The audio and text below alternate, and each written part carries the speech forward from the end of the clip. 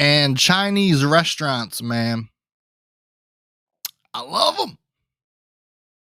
I love them. What I noticed though is you place your order, right? And let's say you order Chinese donuts, crab ragoons, General So chicken, chicken fried rice, shrimp fried rice, extra fortune cookies, the adult versions. Let's say you order all that, right? On the phone, they're going to say, 15, 20 minutes. I can't do the accent, but you know what I mean. 15, 20 minute is what they're going to say. And it's always 20 minutes. Now, let's say you order crab ragoons, chicken fried rice, and that's it. They're going to say 15, 20 minutes. And people, I went at 15 minutes. I went one time.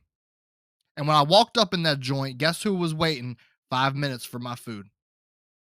Me, Mawa, your host. Yeah. So it's always 20 minutes.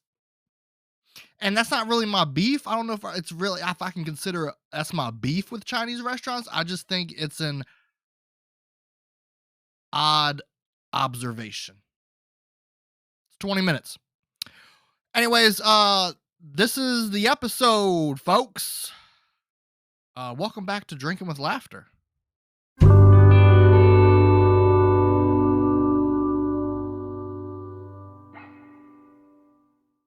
Greetings all. Welcome to the episode. How are y'all doing? How are you all doing? Sound every syllable out. What's been going on, folks? What's been popping?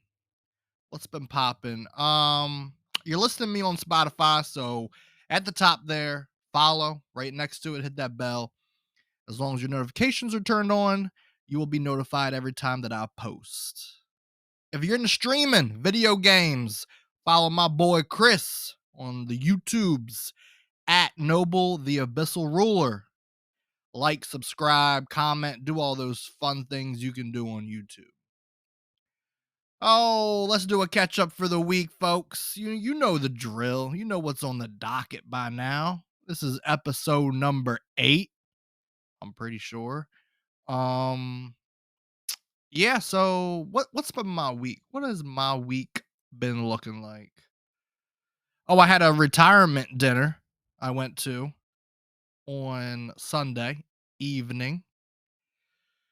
Yeah, retirement dinner. Um, known him my whole life. He actually knew me since I was a young buck child. My youth pastor is retiring. So I went there, man. There was lots of fried plates. And I feel like that is pretty common at just like different types of gatherings, you know. Um Retirements, weddings, birthday parties. Yeah, fried chicken, mac and cheese, a lot of carbs, heavy on the carb load, but it was great. It was tasty. And it was good to see a lot of old friends. You know, those types of things, you know, high school reunions, retirements, hell, even viewings, you know, funerals. You get to see old family members, old friends that you lost touch with, people that you haven't been seeing in your day-to-day lives. So that was a warm feeling, you know. I got to see a lot of folks that I knew as a teenager that I haven't seen since adulthood. So that was fun. It's good to catch up. Actually missed the speaking part.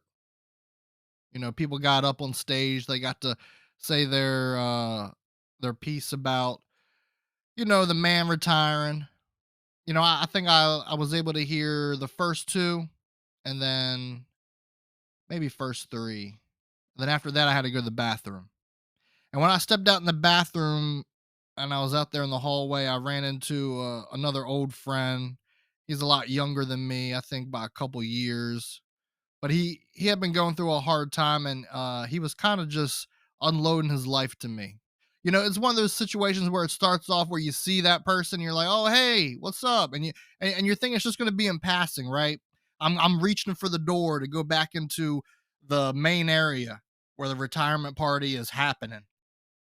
I'm like, "Hey, man, good to see you." I dap him up, give him a little bro hug, and I'm reaching for that door, and then people will just like say that sentence something in your brain just clicks when you hear it. You're like, oh yeah, I'm gonna be in this conversation for a while. This isn't just one of them pass and greet things, greet and pass by. I call them a drive by hi. You're just driving by to say hi. You're not really looking to stay long. But I think he really just needed a vent. I think he needed to unload. He had been going through a lot of emotional stuff, a lot of relationships, and he has a kid, and I think there's another kid on the way.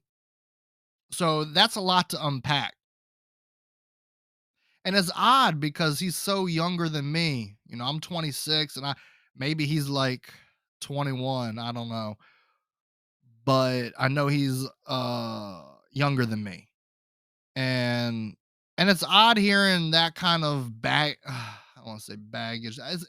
It's hard hearing that kind of heavy load when someone unpacks what's going on in their life, and it's a heavy load, and they're so younger than you are.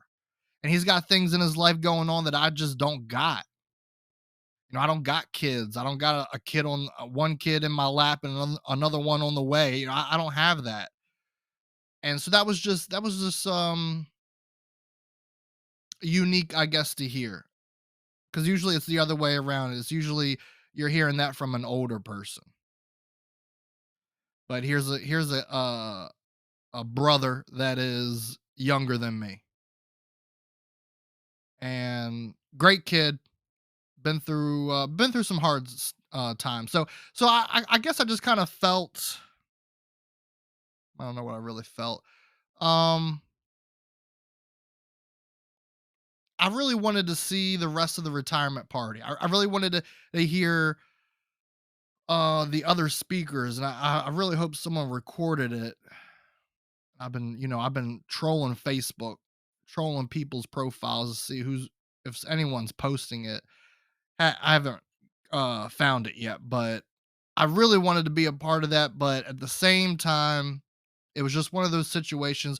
It was one of those conversations that you have with a friend, and you're like, anything else that is drawing my attention that isn't in this conversation, that's not happening in this moment, I can't focus on. I try really hard. With ADHD, this is something that I struggle with, is just to be present. Just to be present in moments, not only in your life but in other people's lives when they're sharing that story with you, when they're sharing that life moment with you. Just be present, and it's hard for me to do. So it's one of the things I try to work on. So when that happened, there was some opportunities where throughout the conversation I could have probably escaped, but I decided to not. I decided to, I don't want to say remain trapped. That's not the word I'm looking for. I guess I just decided to remain present with him, and that's what I decided to do. But other than that, it was. I mean, not other than that. All in all, is what I'm saying. All in all, it was a great retirement dinner. It was a success. A lot of people, you know, shared their shared their emotions that night, and I know my youth pastor was very Um, Thankful, grateful for the opportunity that he's had to impact so many lives. To see all those youths grow up to be adults and now speaking about his impact that they had on their teenage journey. I know that probably meant a lot to him. So that was a memorable night. Not only for me, but I'm sure for him and his family.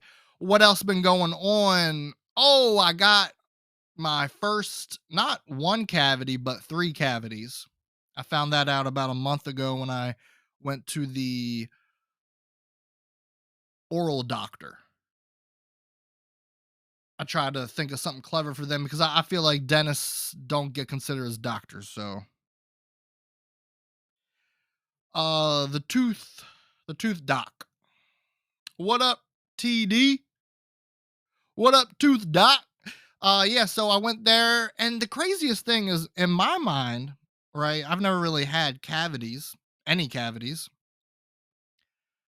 before in my life. So these were my first time at 26 having a cavity. And in my mind, I'm like, oh, if I get a cavity, I'm gonna know, right? My gums are gonna hurt, my tooth is gonna hurt, my mouth is gonna, right. So, you know, this is my thing is when you go to the dentist, the doctor doesn't do your cleaning. They come in at the end, acting like they did all the hard work, but really it's the dental hygienist that gets up in your grill, asks you questions. Oh, my week's going good. How about y'all? Like, don't talk. Don't, if you want to ask me a question, take your fingers and hands out of my mouth and then ask me a question. Getting off track here. Yeah. So dental hygienist was like, "Oh, great, you're keeping up with your flossing and brushing, and teeth look great. The doctor will be in soon, or the dentist will be in soon. Whatever." So he comes in. He goes, "Oh yeah, everything looks good. You got three cavities, so we'll schedule your fillings. All right." And then he just pats me on the shoulder, act like he's about to walk out of the room. I'm like, "Huh? Three cavities? Where? When? How? Why? Who? All of the above." And it was up at the top, the teeth that are back there. I think they're called molars, or they're near a molar. Or I don't know the terminology, but they were on the top rack, not the bottom rack. They were up there. And so, yeah, this week I came back for my filling.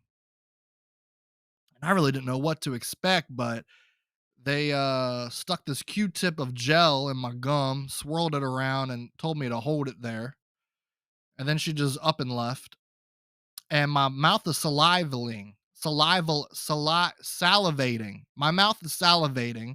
Spit is being drawn up in my mouth. I want to spit, but it tastes terrible.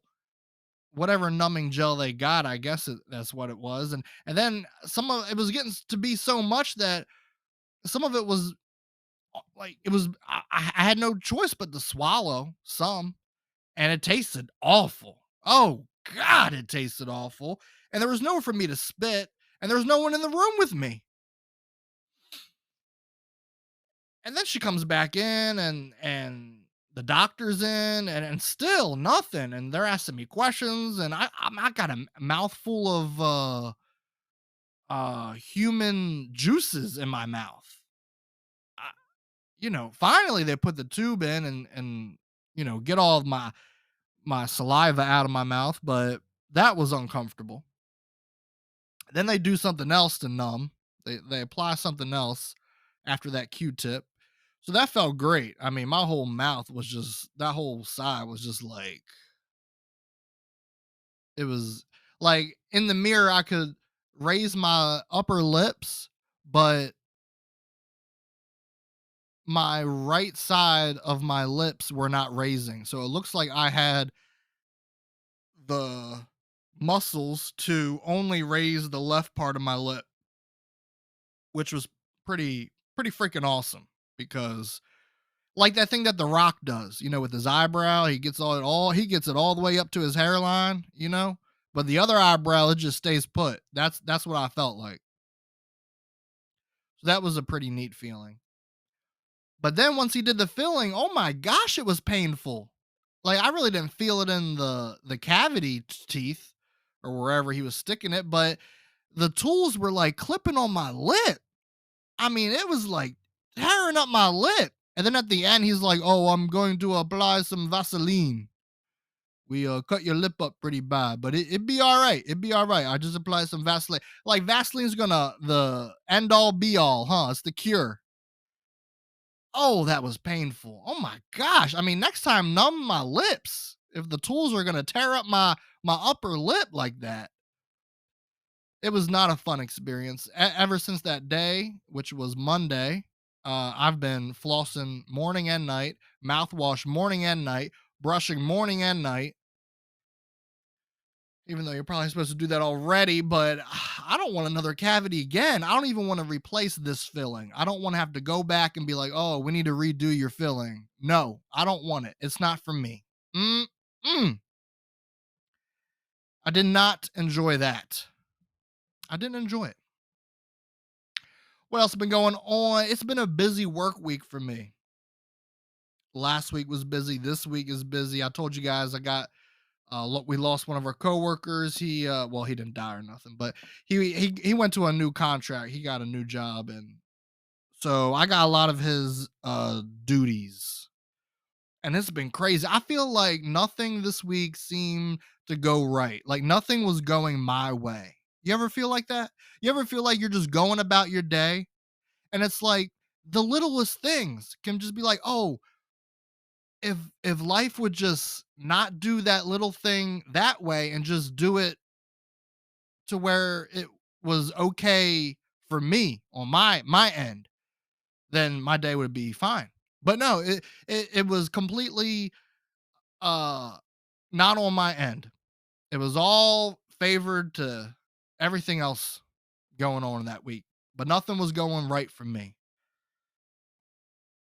And it made me think about school, right? About when you're a kid, elementary.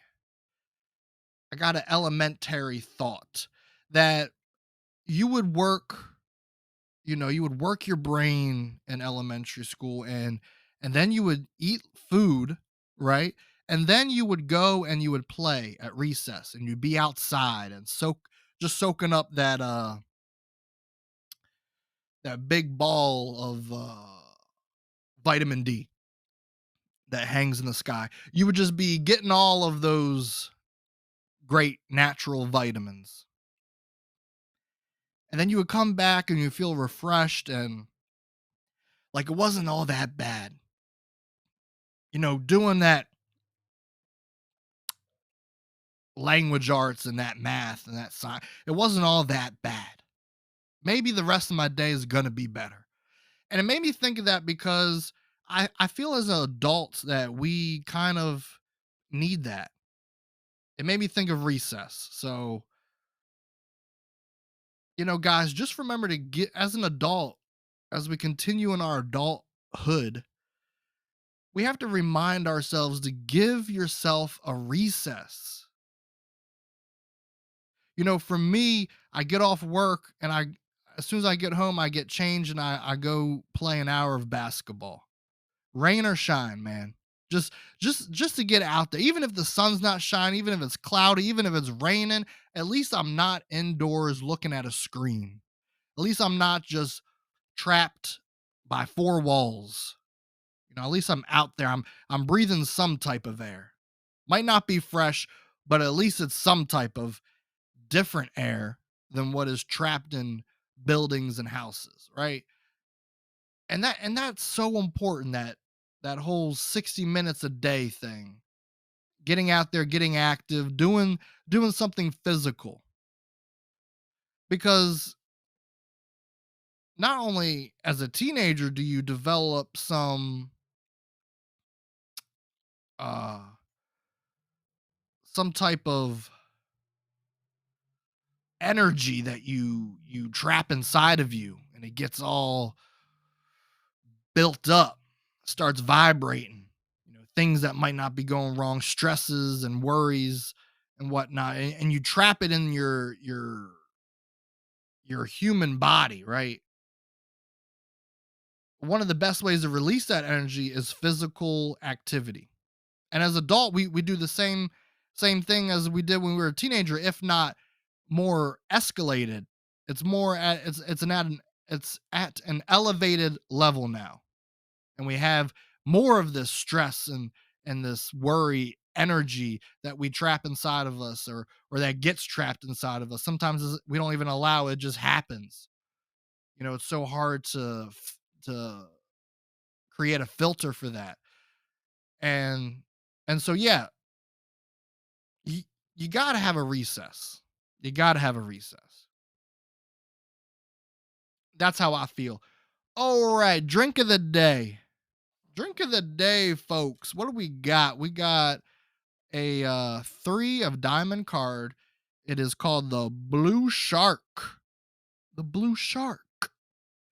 It is 2 dashes blue Caraco, 1.5 ounce tequila, 1.5 ounce vodka, combined with ice, and shake, strain, and add ice. I used to date this girl. She was kind of infatuated with sharks. Like one of her favorite animals was a shark. Me, not so much. If I see a shark, um, that's it.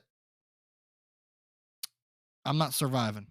So, but if your favorite color is blue, favorite animal is a shark, this drink is for you. That's the drink of the day, folks. Episode. What do we got for this episode, huh? This episode is called Best Day, Worst Day.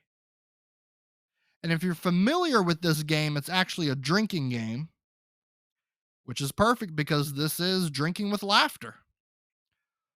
But it's just me, so we'll just be going through some of my best day, worst days scenarios. I'll be talking a little bit about that.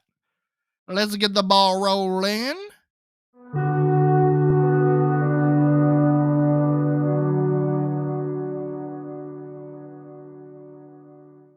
Alrighty. Best day, worst day. So basically, I'm just going to be going through not everything, but just a couple best days and worst days that stick out in my mind. So first up, best day. What's a best day? Oh, my graduations. Just the major ones though. High school and community college. Northeast High School and Anne Arundel Community College. Eagle and Riverhawk. What up, Eagles? What up, Riverhawks? Yeah, man, I remember, gosh, my graduation for high school was hot. Ooh, that day was hot. My grandparents were one of the family members that were there. They actually had to move a lot of the elderly folks into the auditorium, move them from the football field outside. They had to move them to the auditorium because they were beginning to pass out. It was hot that day. Yeah. But man, that was such a great feeling. 4 years, 12 years, I'm sorry, 12 years of just uh, schooling, you know, plugging away, class after class, making all sorts of memories. And now we come to the big day. You get that piece of paper that tells employers you know how to commit to something for 12 years. You've proved it. You did it. And that was a great day, man. It was great to see a success, something that you know I think as kids we don't really put two and we don't really think about it, I guess, because it's just as soon as you're born, your earliest memory is probably 5 6 years old, and that's kindergarten, right? That's first grade, whatever. So And that's really when your life begins because you don't really have any memory recollection of from birth until then, right? So that's really when you feel that your life begins, and that and school has been all that you've known. If someone, if an alien came to Earth and asked a fifth grader, "What do you do Monday through Friday for about 80% out of the year?" I guess 3 months, summer break. Would that be 20% out of the year? I don't know. What would you do for majority out of the year, out of the calendar year, Monday through Friday? That fifth grader would answer school. I go I go to High Point Elementary School. That's where I go. So up until our senior year, I mean, that's all we've known. And then you get to your graduation day and you're like, wow, tomorrow I'm not gonna I'm not gonna go to school. That's it. And then community college was kind of like high school part two with a lot less structure. You kind of had a lot more free will. Well, I wouldn't say a lot more. No, you had free will once you enter college. Yeah, it was all just free will. You made your schedule, you picked your classes, you picked the times, you picked um the different, you know, sessions that they had running. You picked whether you go that day or you don't. You picked whether it was a Monday, Wednesday, Friday schedule or a Tuesday, Thursday schedule. If it was mornings, if it was afternoons, if it was evenings. I think they even had a couple on the weekends. I mean, you got to just have fun with it. And then I didn't really.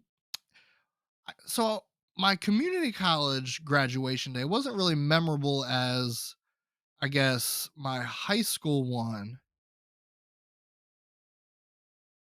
and that's probably because I didn't walk across the stage. I didn't. I was working a lot around that time, but it was still memorable nonetheless. The day wasn't memorable, but just being able to be like, I got my associate's degree,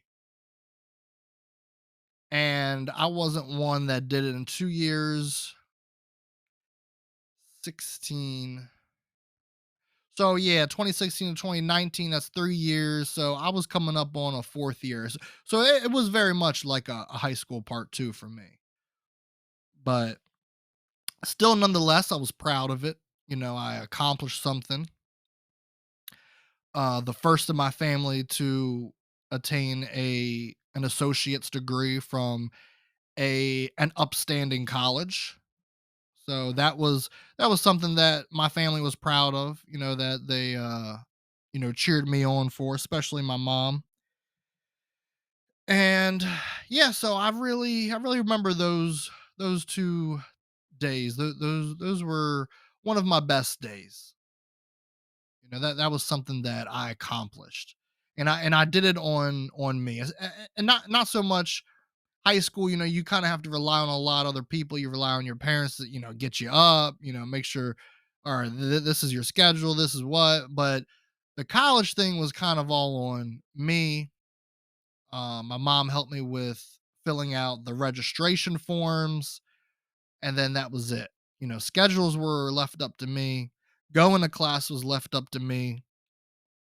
you know Getting my assignments turned in on time, that was all left up to me. Doing my projects, that was left up to me. So that was something that I really, I put my time and effort in. And yeah, I think it was a great moment to have. It's always a great moment when you graduate from something, when you accomplish something. You get that piece of paper that you get to just, plaque it up, hang that on your bookshelf or your wall, your bedroom wall. show the world what you've accomplished. Your mom posts it on Facebook. So yeah, let's see. Worst day. Let's pick a worst day. Probably, ironically, was high school graduation. I know that seems a little redundant, but to me, it was the end of an era. It was,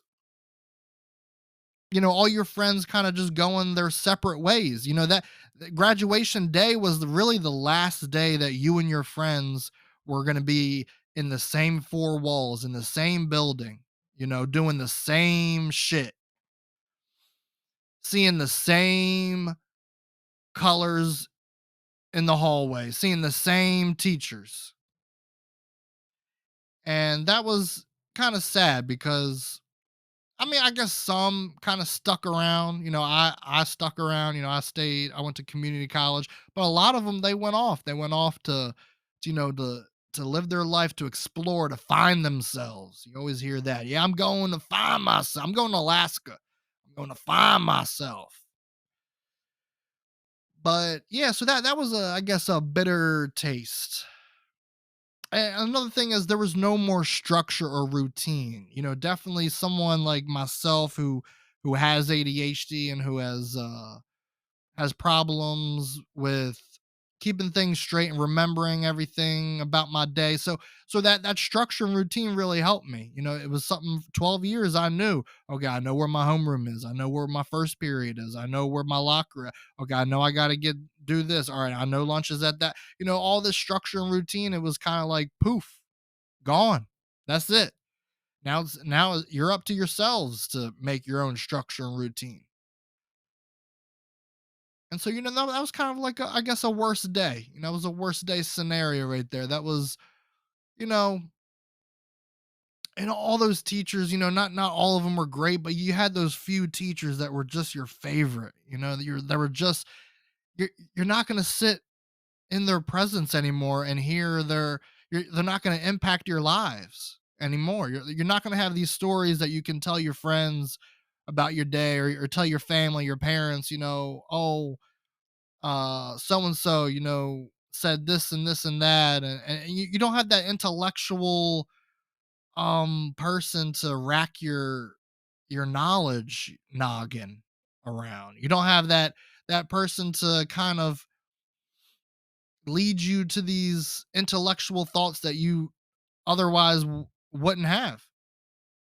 That was that graduation day. That was the last day that you would be around those teachers. And maybe you visit them from time to time and reconnect, but to actually be in a class where they are teaching, where they are um where they're impacting your life, they're impacting your learning process, it's not going to happen again. It's just not. You hit them up on Facebook, you chat on the comments, and maybe text or call, whatever, but you're not going to gain knowledge from them in a class setting again. And I thought that was kind of bittersweet. It was kind of sad. So yes, I on one hand I loved that I'm graduating high school, but on the other hand I wish it wasn't true. Say it isn't true. Say it isn't so. Let's see, best day, another best day. Easy. The day I became an uncle. Yep. Um, Shout out to my nieces and nephews. But yeah, Kylie was the first. My Kylie came, she's the one that made me an uncle. That was my brother's first kid, and she kind of, opened up that door. And I'm thankful for being an uncle. I'm thankful for all of my nieces and nephews. They all of them impact my life in a different way. And on the other hand, it's also safe practice, really. It's safe practice if you're thinking about being a parent, right? Because I've always wanted to have kids. The more I live, though, each year, I just can't really imagine raising kids in today's world. You just got so much pressure on kids that it didn't seem I mean, when I was growing up, I felt, pressure, and my peers felt pressure, but it wasn't like the pressure that it is today. And I don't want to get political or anything like that on here. It's just I feel like the world doesn't let kids just be kids. Like, you got kids making adult decisions at a kid age. And I just don't agree with that. I don't agree with, you know, forcing these ideals and these uh you know this is how it's supposed to be, and these images, on kids, on the youth. I just let them be, just let them grow, let them just grow up and become an adult, and make their path, and make their choice, and choose whatever that they whatever path they're going to choose. Why put all this pressure and say this, you got to be this, and this is what you need to accept, and this is who you are. Why do all that? So, yeah, I don't know. I as It just seems like the world, and my coworker says this a lot, that the pendulum, I think is what he says, it swing in history, the pendulum swings this way, and then it comes back around a couple decades later and swings the other way. And I guess maybe he's right, but it just seems like the pendulum is stuck. Like the pendulum has a loose wire and it's just not moving. Because every year it just seems like the world is getting worse and worse and worse. But I am thankful for my nieces and nephews. They bring me a lot of laughter and joy. They each of them have a shade, not a shade. Each of them have a version of their parent. So I see my brother and I see my sister-in-law in, my nieces and nephew, and I see my sister and my and her kid and my nephew, and I see his dad in him a little bit. But at the same time, I see this whole different thing in each one of them, that they're entirely different than their parent. They got a version of them in there, right? Because that's just biology. You got your mom and your dad. Split those cells right down, the center. Even Steven, you got them in you. But then they, as they grow each year, they're creating their own identity of who they are, and I love that. I love seeing that. I love seeing them grow. I love seeing them fall into place, and how they're like, yeah, I like this. Or like, this I don't like. This I do like. And you just get to see them make these decisions about who they are and what makes them comfortable, what makes them happy, what makes them sad. And I think it's a beautiful thing, because it's almost like, you get like, it's what I imagine, what parents feel as they see their kids grow. I'm looking at my nieces and my nephews, and I'm seeing each year they're just becoming so different. I'm just glad that I've been blessed with amazing nieces and nephews. I'm glad that I get to be a part of their lives. Oh, worst day. Let's do a worst day one. The day my grandparents died. I was really close with them. I was close with my grandparents on my dad's side, and I was close with my grandparents on my mom's side. I never got to meet my mom's dad. He passed away long before I was birthed into existence. But my but her mom, I was close with. I didn't get to see her as much as I got to see my dad's parents. Well, I guess my mom's mom lived with us for a while when I was growing up. So I guess it was pretty much pretty much even. But either way, I was close with all three of them. I was close with my um, grandmother and grandfather on my dad's side, and I was close with my grandmother on my mom's side. And I go through I go through my life, right, and I miss just hearing their stories. I miss it's something will happen, and you just can't, like, oh, grandmom would really appreciate this. Oh, she would laugh, you know. And you can't they're it's just something about grandparents and their advice. It's just so it's vastly different than the advice you get from your parents or you get from other um other adults that are in your life. There's just something about grandparents because they've been alive more longer. They've been on this earth a lot longer than everyone else in their family. It's just something about the way they see something, the way that they can see, and you're not always going to agree with it. A lot of things that my grandmother or my grandfather told me, I didn't agree with, or not in a sense of didn't agree. I just didn't. I guess maybe didn't like, or I didn't see that, but that was their perspective. That was something that they saw. So I can't really go to them for advice anymore, and that when I think about that throughout my day, or if something happens my week, just different times in my life, something will come up, it kind of just hurts, and it's like, I really wonder what their advice would be on this topic or this thing that I want to talk about.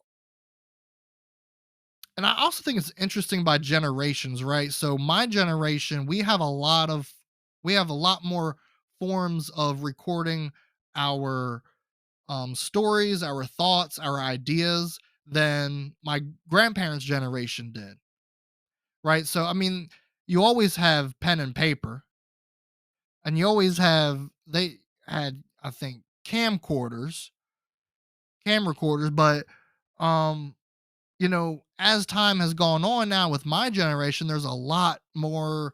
I mean, you got your videos on YouTube, TikTok, Instagram, you got posts on Facebook, Twitter, you got Snapchat, you got podcasts, you got short films you can make. I mean, you got and you got the OG, you got the pen and the paper, you can write a book, you can do an audio book, you can do a lot of these different things, and I think that's just something interesting that sometimes I think about how generations, each generation has more and more ability to record their thoughts, their stories, their ideas, because that stuff is important, because once someone is gone, once someone dies and travels over that rainbow, you don't you don't have them anymore. So all you have is what they've recorded, what they've written, what they've wrote down in a notebook, in a journal, published a book, whatever, a post. That's all you got of them. Voice memo recordings. I remember for the longest time, um, I had one of my grandmother's last voicemails she left me on my phone, and unfortunately, switching phones, and something wasn't backed up correctly, and I lost it. But I had that for a long time, and I sometimes I would just play it throughout my day. I would just listen to it, and that was the last time that I could hear her speak, the last time I could hear her voice. And then, because after that, after they die, that's it. You don't get to talk to them no more. You don't get to hear their the life in their voice.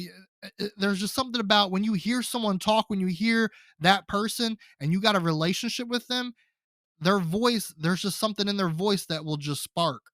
It'll hit some chord in your heart, or some chord in your brain, sometimes both, and it just connects, and you just, when they're gone, you don't get that no more. It's different if I were to read that voicemail. That let's say it was in a journal. If I were just to read it. And in a sense, yeah, maybe you can hear her voice and how she wrote, but it's entirely different when you actually get to hear it. Oh, let's see a best day. Another best day was when my mom beat cancer. Hell yeah. She kicked cancer's ass. That's right. That's right. Yeah, that was I guess ironically, worst day was her getting cancer, but the best day was her beating it. And I remember throughout her process, throughout her surgeries and all, and I remember she had this last, I think, procedure, or she had this last visit where the doctor was going to say, "All right, it's out. You no longer have it in your body." But before that appointment happened, I remember my mom, she wanted to, I guess, kind of have a heart to heart with, I guess, just with her kids. I can't remember if she did it with my siblings, but I know she did it with me. And funny to say, we went to Chipotle. It was like our, I guess, a last supper to Chipotle.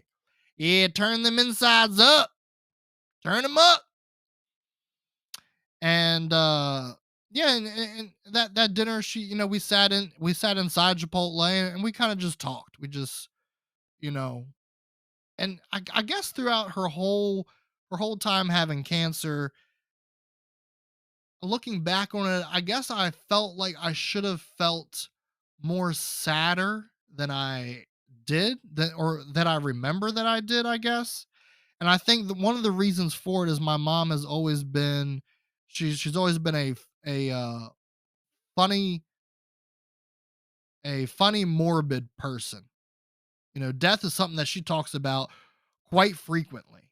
So I guess with all those memories and all those conversations of her just constantly joking about death and about when I die, I need you to do this and that and make sure you keep this and that, and Jamie gets this and Danny and she's always talking about. So I guess from her just being so funnily funny, more morbidly funny, I guess from her being morbidly funny, I guess I just didn't really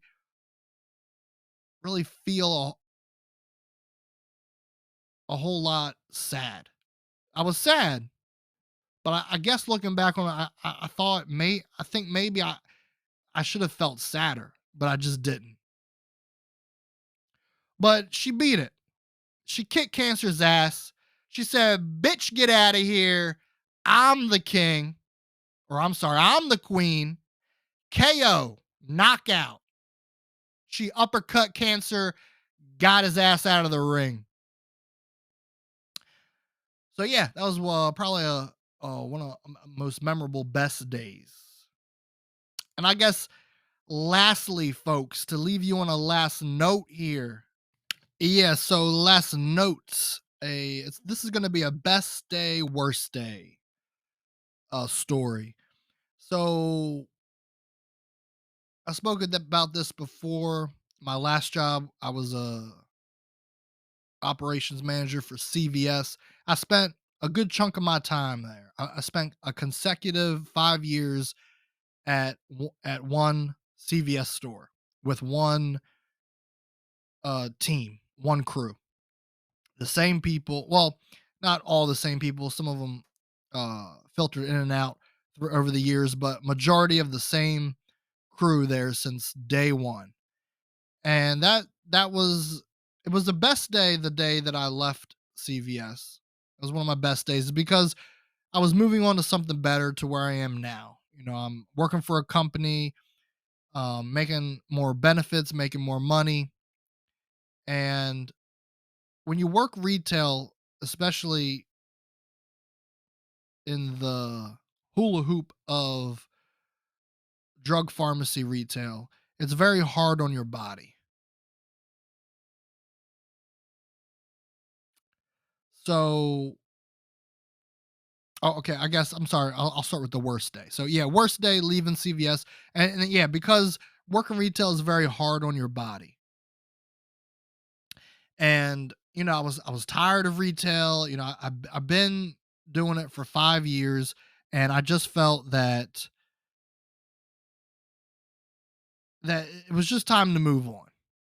I mean, it seemed just like I don't want to say I wasn't going nowhere with it, but I started there as a cashier, and I moved up to a shift supervisor, and then shortly after that, I moved up to operations manager.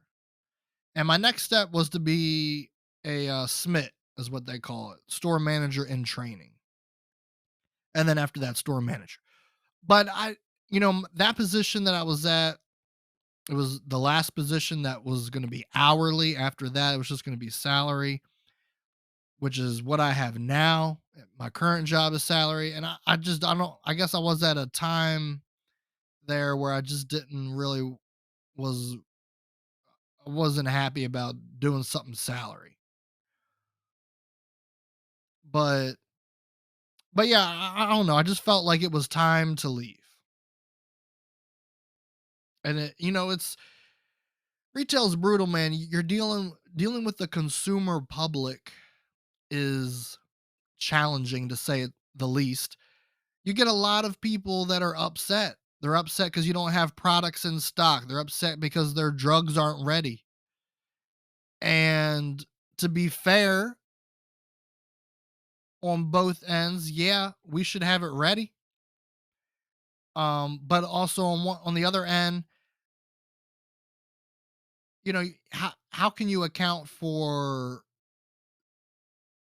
budget cut in hours? How can you account for short staff, call outs?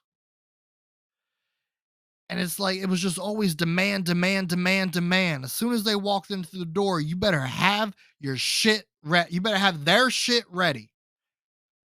And if you didn't, you were the worst possible human on earth. And another thing I just didn't like about CVS is the people that are working filling the drugs, they should press something on their screen that sends the customer a text that their prescription is ready. But no, it doesn't work that way. It's just automated. The system automatically says, "Oh, call outs, budget cuts, that's not a thing. We're just going to send this text at that time, and those prescriptions better be ready." And that's it. You don't get to change that automatic text. You don't get to touch it. You just have to haul ass and hope that when that person comes to the door, you got their drugs. And so, yeah, that was my best day leaving CVS. The worst day also leaving CVS is because I miss my coworkers, man. I miss that sense of community, of checking in with one another. I knew everyone's story, everyone's family. We all talked every day in day out, and I kind of miss. I have that somewhat in my current job with only certain people on my team. And another thing is just my team right now. We're just so spread out. It's not like we're all in the same office. Some people are on floor 2, and I'm on floor 1. And some people are in another building, and there's not a whole lot of sense of community like there was when I was at CVS. We were all in the same CVS building. We were we were all, in the same room, in the same aisles, stocking the same shit, dealing with the same crappy customers, and also dealing with the same amazingly sweethearted, nice customers.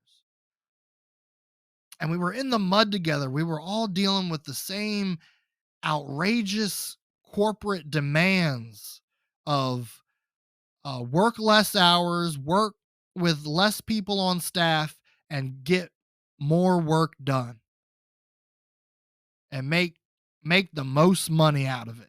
We were all dealing with that. We were all in the mud together, getting yelled at, or district managers saying how disappointed they are in this store, and we didn't get that on time. We didn't get this done on time.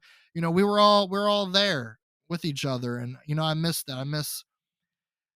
I miss, my CVS team. We were one of a kind. I was there for 5 years. A lot of great memories there. So, the day I left was a best day, and the fact that I was leaving for something better, that I was going to be getting more money, getting more benefits, uh, not doing a job that's harsh on my body, um, not putting up with the consumer public. But worst day because I was leaving a work family. I was leaving, you know, work best friends and a work wife and all that great stuff. Work moms and people that I had connected with there. And I guess another thing I miss about it is just customer service. I know it sounds funny, customer service sucks. It really does. Dealing with the consumer public, it sucks. But I kind of miss my favorite customers, the people that knew me, that took the time to get to know me and check in with me. I miss interacting with with the consumer public. I miss interacting with the public in that setting. I can walk out my door and just talk to people that I see at walking down, wherever I'm at a Starbucks, at a glory days at the mall, wherever. Obviously I can talk to the public, but it's different when you work in customer service because they're the face they're going to see as soon as they walk in. So for a split second, you have the power to impact someone's day, to make someone, smile and feel good, and maybe they were having a shit day. Maybe things just weren't working well in their life, and they just came in and you struck up a convo with them, and you helped them find something, and you helped them find something better that they weren't even looking for, that they even know they needed. And you took the time to just be nice, even though you had a 50-50 chance of them not being nice back. And that's what I miss. I miss that about customer service. I miss being able to just move around and do physical labor job and work with my hands and just impact the public. That's kind of what I miss. But yeah, man, that's the best day, worst day. And that's what I got.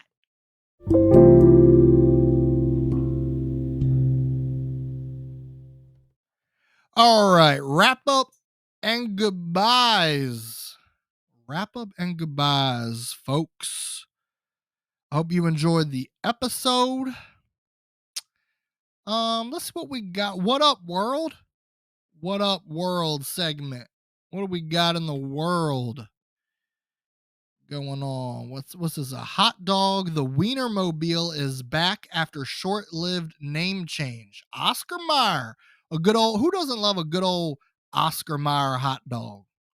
Maybe not the healthiest, but hey, it tastes damn good. What else? An Israel tank was stolen from a military zone. Authorities found it in a junkyard. Who steals a tank, first of all? And then, second of all, who dumps it in a junkyard? You imagine if you with Bobby Joe, just you and Bobby Joe trying to find you a carburetor, cashing it in the recycling place for lunch money. And you come strolling across a damn tank? What? What is going on, world? What is going on? Why was a lion cub found by a roadside in northern Siberia? Police are trying to find out. Okay, this is what I'm talking about last week, guys. I was talking about some wildcat that escaped in Missouri. Now we got a lion. We got a lion by the road. What is going on, world? We're finding all these critters and creatures. Man, I don't know. It just makes my skin crawl. It makes my skin crawl. Last thoughts. What can I leave you guys with? One of the things, early in the episode, I told you one of the things I try to work on is being more present. Another thing I try to work on is eye contact with people. You ever notice how hard is it just me?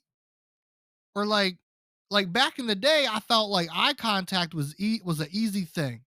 But now I feel like eye contact today, it's just so hard to do it with people. It seems so strange and weird. And I know it's kind of like it's a sign of respect, but it's not just that.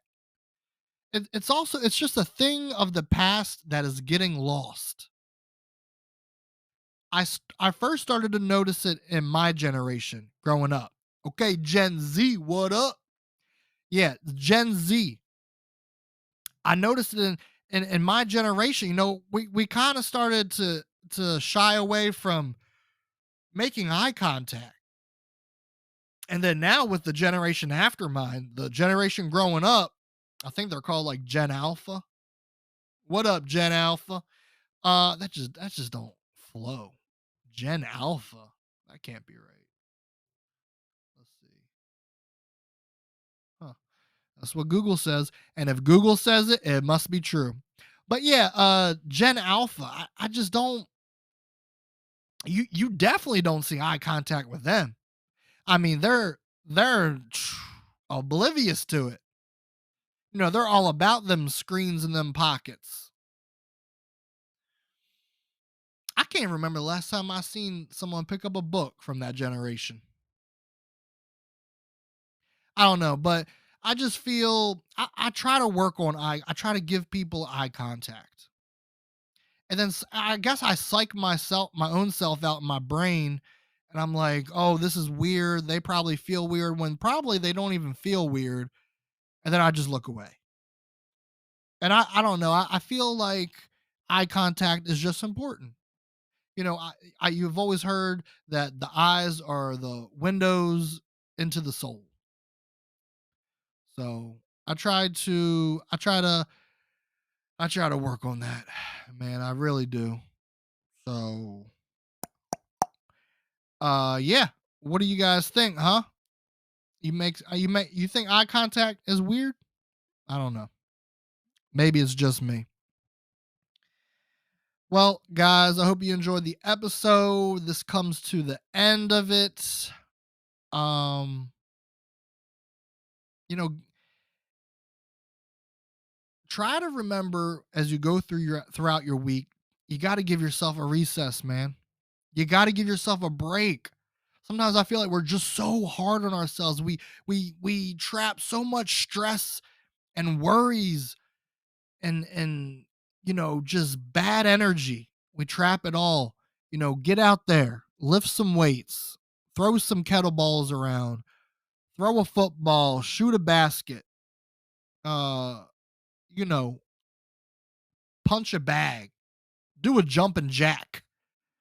I don't know, just run, do something. Just go to a field and a wide open field and just take off. Like you're that lion found by the roadside. Like you're just here. I'm here, world. I'm running and hear me roar. That's what you got to do. So go out there and do that this week.